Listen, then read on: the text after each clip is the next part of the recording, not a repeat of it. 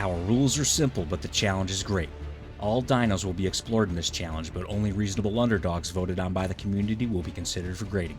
Equipped with official server cap saddles, our 19 contenders will be backed by the commanding presence of a loyal Uranus providing that extra boost. All competitors will go into battle with food to provide a healing effect.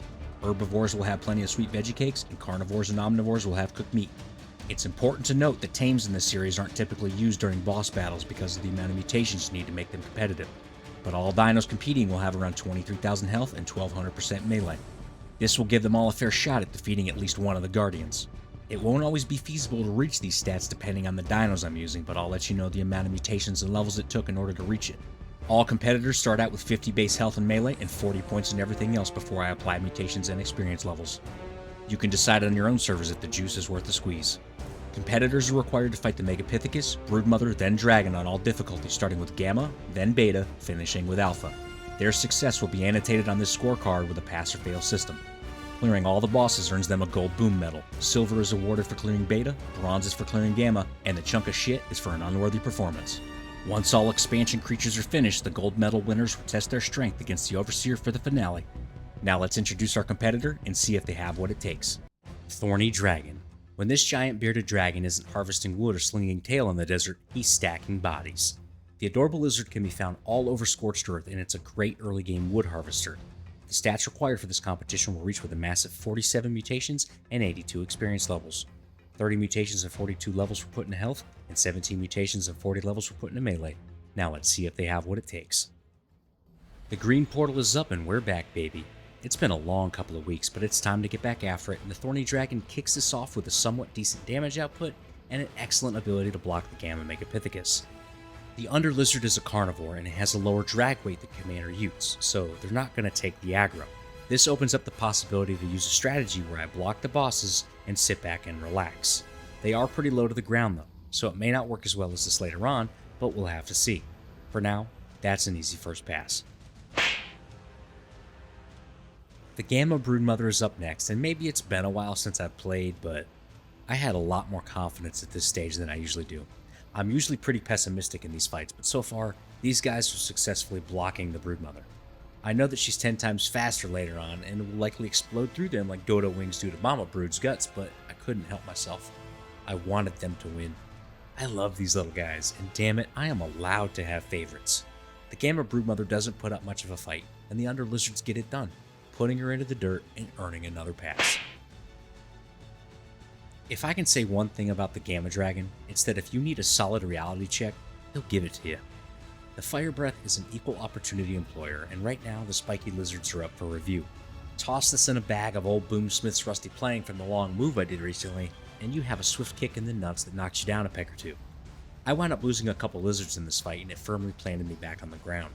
I needed to utilize the blocking method against the ape and the spider, but that doesn't work with the dragon, especially not beta or alpha. The toe-biting strategy would have to be the play, and I'd have to do it while taking minimal fire damage on Commander Utes, so the damage output from the Underlizards is important. Sadly, they don't connect very well against the dragon. This might not go well later, but for now, they do take out the dragon and clear the Gamma stage. Blue portal time means beta time, and the Beta Megapithecus is up next. Textbook monkey spanking, my dudes and dudettes.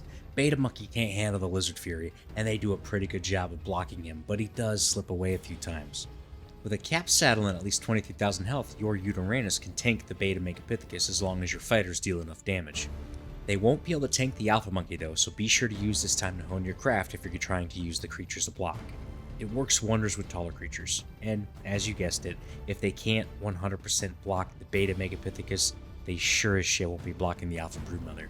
The Beta Megapithecus, of course, is an easy pass for the Underlizards. The Beta Broodmother is no slouch, so make sure you come into this fight prepared.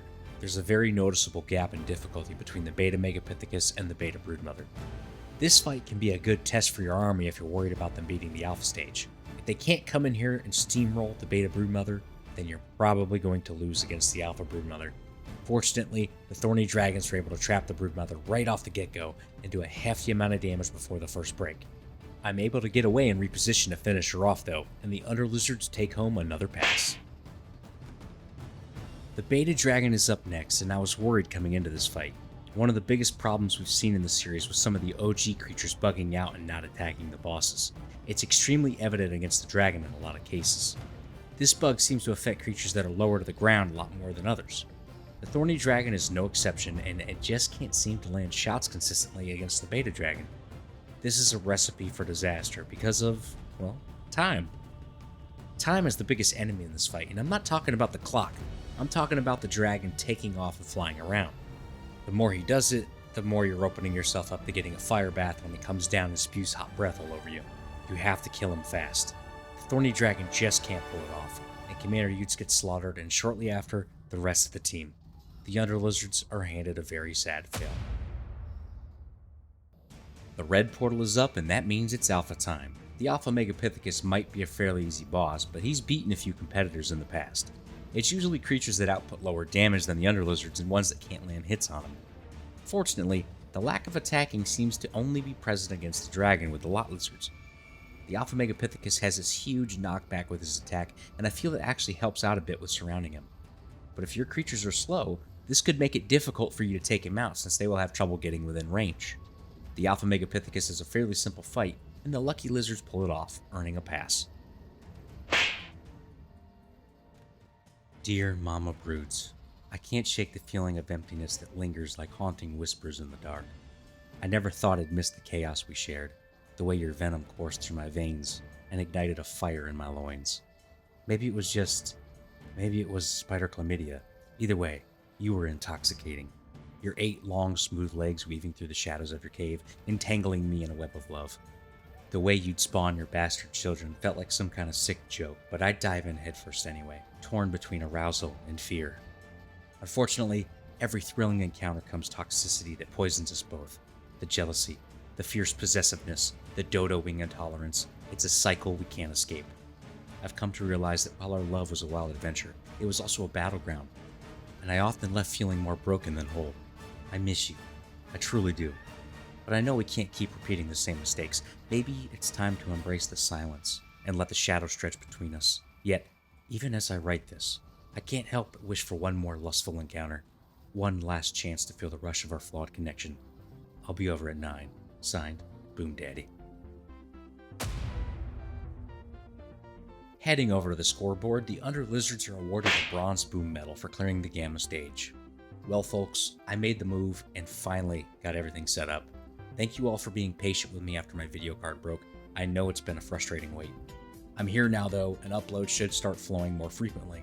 It's been a long and busy few months, and I recently streamed for the first time. I'm not quite sure how I feel about it yet, but I'm willing to explore it a little bit more. If you're new to the channel, consider subscribing to help this community grow. Thank you so much for watching, and I'll catch you on the next one.